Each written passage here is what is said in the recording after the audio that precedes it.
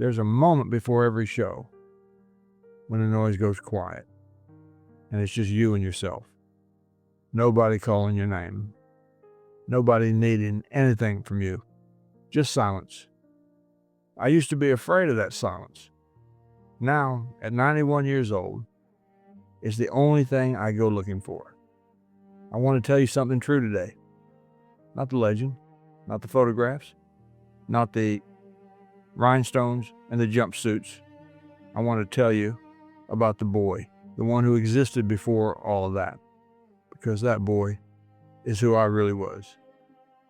And I spent 50 years running from him. I grew up in Tupelo, Mississippi. We had one room, my father, my mother, and me.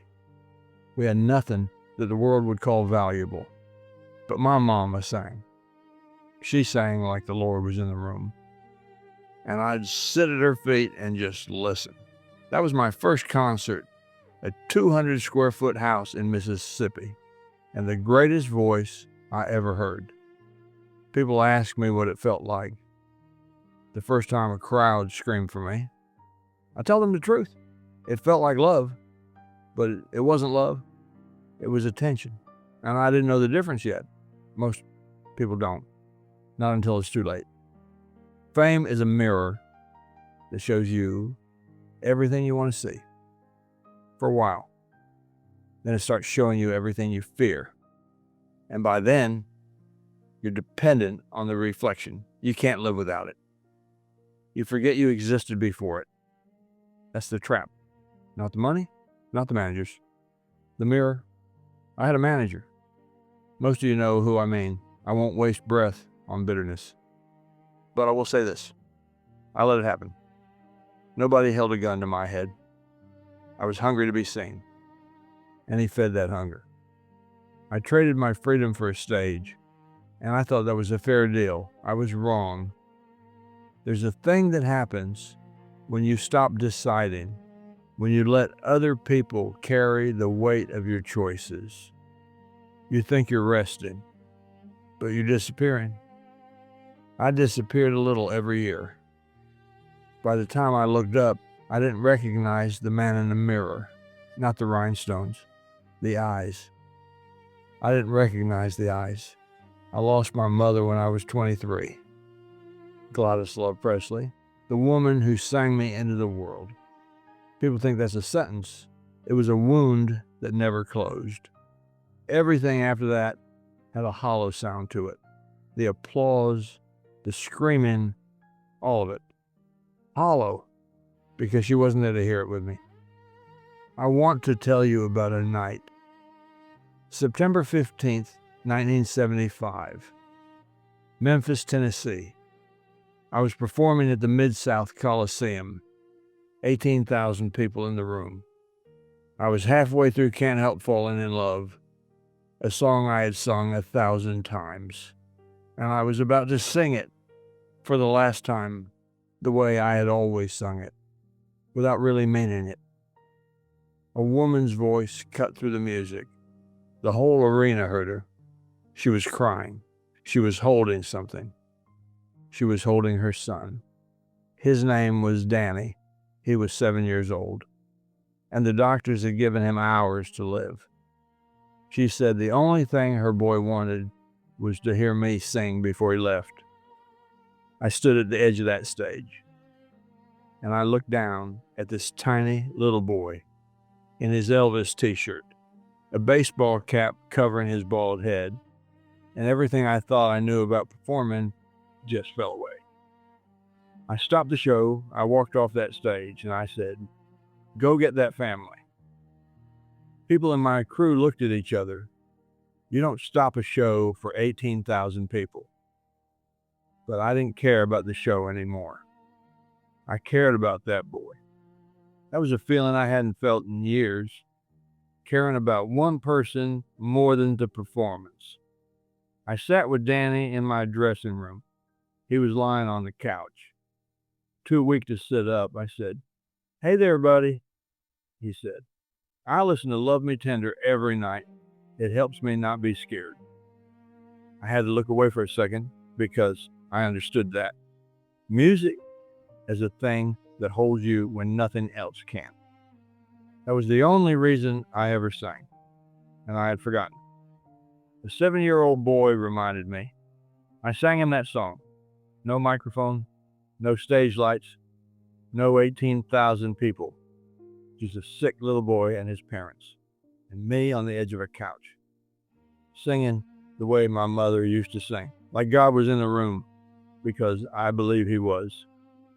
I carried Danny back out onto that stage, and something happened. Something I have never been able to explain. 18,000 people began to sing. Not loud, not like a concert. Quiet, like a lullaby. Tough men were crying. Teenagers were sobbing. Parents were holding their own children tighter. I have been on that stage 10,000 times. I never felt anything like that. At the end of the song, Danny reached up. He took off his baseball cap, the one covering his bald head. He put it on my head. He whispered, "So you remember me." I broke down, right there on that stage, in front of everyone. And it was the most honest thing I had done in years. Here's something nobody told you. Danny Sullivan didn't die that night. He lived 6 more months. 6 months the doctors said were impossible. His mother said it was love that did it. That the love he felt from 18,000 strangers gave him strength that medicine could not explain. I kept his baseball cap. It was in my bedroom at Graceland until the end. That little boy left something inside me that night. He gave me back the reason I ever picked up a microphone. I'm 91 years old. I've had a long time to think. And here's what I know. Fame is just a coat. You put it on when it's cold. You take it off when you're home. But we forget to take it off. We sleep in it. We bathe in it. And one day we realize we can't find our own skin anymore. The things that mattered in my life were simple. My mother's voice, a dressing room in Memphis, a boy who wasn't afraid of dying anymore, my daughter Lisa Marie asleep in my arms. The way gospel music feels when you sing it right. Not like performance, like prayer. I wasted years trying to be worth something. To the world, to the public, to the mirror, you already are worth something. You were worth something before you did a single thing. That's the lesson I wish someone had given me at 19. Save yourself the time. We spend so much of life trying to be seen, and so little of it trying to truly see. We never know who is sitting in front of us. We never know who needs one moment of real attention. One look that says, "You matter." Danny Sullivan taught me that. A dying 7-year-old taught the king of rock and roll the only thing worth knowing. I have made mistakes, significant ones. I let people use me because I was afraid to be alone. I numbed pain that should have been felt. I confused being loved by millions with being known by one. Those are not the same thing. They are almost opposites. If I could go back and tell myself one thing, I would not say anything about music. I would say, call your mother more. I would say, the people around you are not furniture. They are your life. I would say, the stage will always be there. The people you love will not. I think about Danny Sullivan still, every single day. He wore an Elvis t-shirt to the last concert of his life, and I wore his baseball cap to the end of mine. We saved each other. That's the truth of it. They say I stopped the show for Danny Sullivan, but that's not what happened. Danny Sullivan stopped the show for me. He stopped a man who had forgotten why he was standing on that stage. He reminded me. And every note I sang after that night meant something different. Something real. The greatest performance of my life had no audience, no lights, no microphone. just a small sick boy, and a song his mother used to sing to him at night. That's what performing is. That's what any of it is for. I am tired now, not sad tired. Finished tired, the way you feel at the end of a long meal with people you love. Full, grateful, ready to rest. I hope you find your Danny Sullivan. I hope someone small and honest walks into your biggest moment and asks you why you're really there. I hope you stop. I hope you listen. I hope you put down the microphone and sit on the edge of the couch and sing because you mean it, not because anyone is watching. Fame is just a story other people tell about you. But your life, your real life, is the story you tell yourself in the silence before the show. Make sure it's one you're proud of. Make it honest. Make it kind.